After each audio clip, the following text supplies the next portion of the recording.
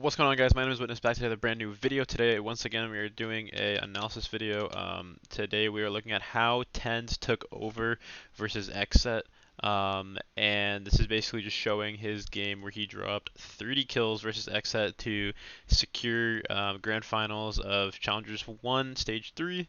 Tenz dropped 30 kills in this match. I think we can look at his performance. He had mostly 2Ks. So there was a couple of rounds where he got 5, 4, and 3, right? But a lot of this round was just single kill, or a lot of this game, excuse me, was single kills and doubles that had huge impact on the game.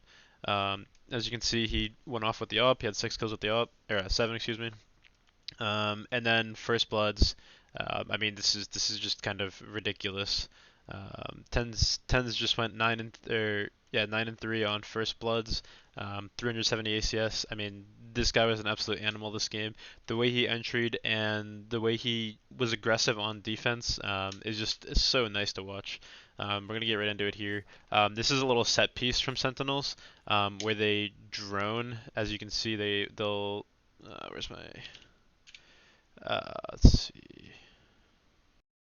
Well, you can see it up here either way. They drone and push 2 through B main here.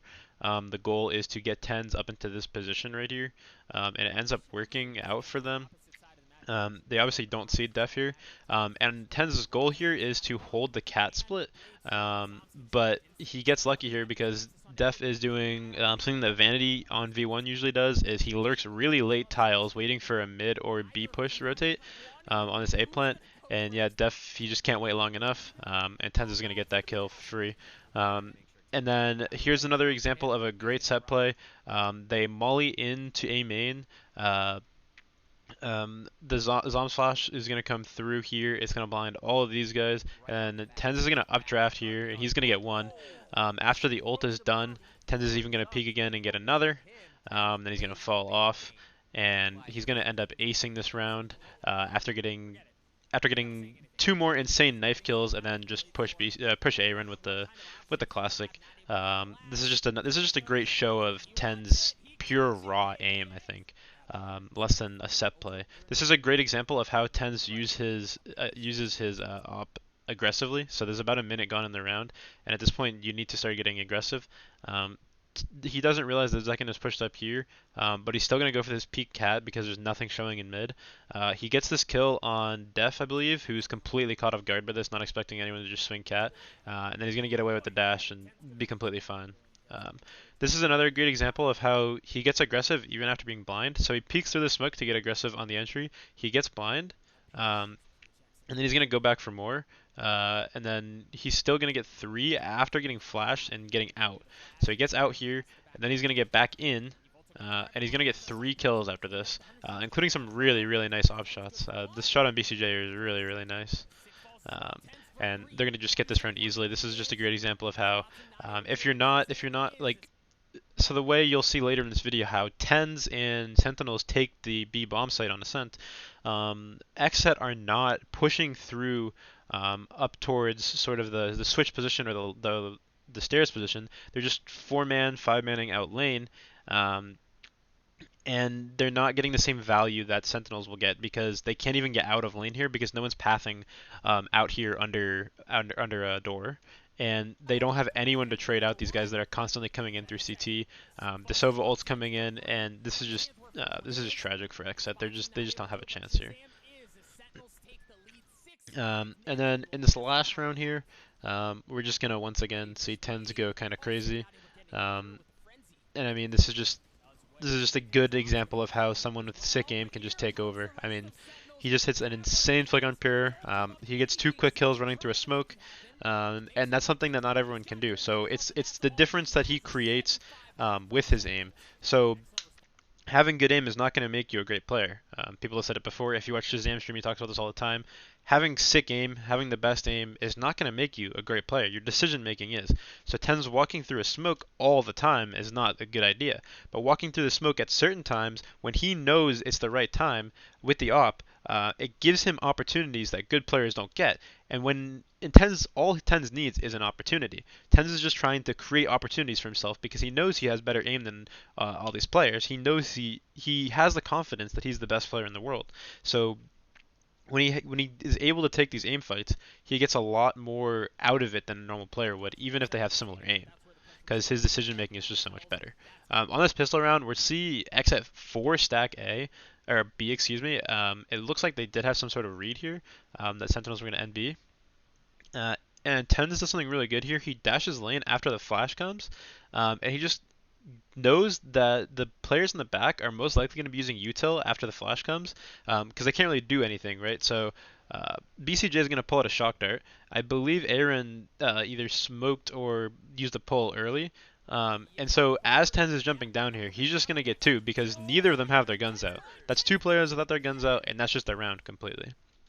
And then the next round, Tenz is just going to show how good you can be with the judge. I mean, this is just aggression. Sees the guy is tagged, gets a free kill, absolutely no chance. And the same thing this round. BCJ has a lesser gun. Tenz just dashes out, and this is what I was talking about with how Sentinels take the site different.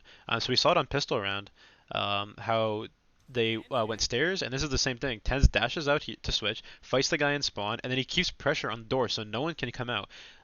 If this was the other way around, Sentinels will be coming out spawn, they'll be coming out door because there isn't as much pressure by XSET.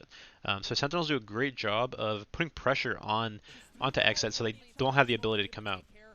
And in this last round of the game, again, this is just a great example of Tenz being Tenz.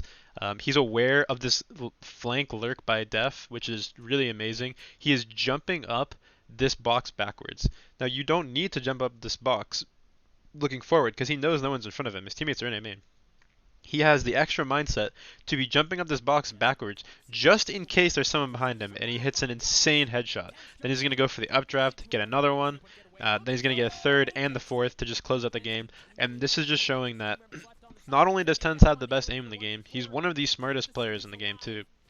And when you put him in situations like this, where he has the ability to go off, and his teammates trust him, and they trust his ability entrying, opping, pushing through smokes, this is how Sentinels have been able to just clinically take down some of these teams.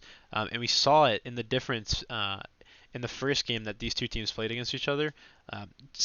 Tenz was not as free on some of these maps. On Icebox, he's very free. Icebox is a map that he's very free on. Same with Ascent. Split, not so much. Haven, not so much. You know, they're closer range maps. The maps that are long range, that are open, like Ascent, like Breeze, like Icebox, Tenz is a lot more free to do what he wants on. And these are the maps that Sentinels really seem to just impress on, and it's really, really nice. Going forward, I think we're definitely going to see a lot more of those three maps get picked versus other teams. I think they're looking very, very good. If some of the other players can improve, obviously these have been close games. I mean, 13-11 is still close. Same thing on the Ascent game. 13-10 is still a close game. So if we can see some improvements on setups from other players, I mean, this is going to be their three maps that are going to be just so strong. Here it is, 1, 2, 3. And then with Sick doing amazing on this map alongside Tenz, I mean, these three maps are just so good for Sentinels right now, and I think we're going to be seeing a lot more of that going forward, going into Challengers Finals, going into Berlin. And that is basically all I have to talk about today. I hope you guys enjoyed this video. My videos have been doing great recently. I hope you guys enjoyed the funny ones I've uploaded. I'll be back on Monday with a brand new one, and my name is Witness. Peace out.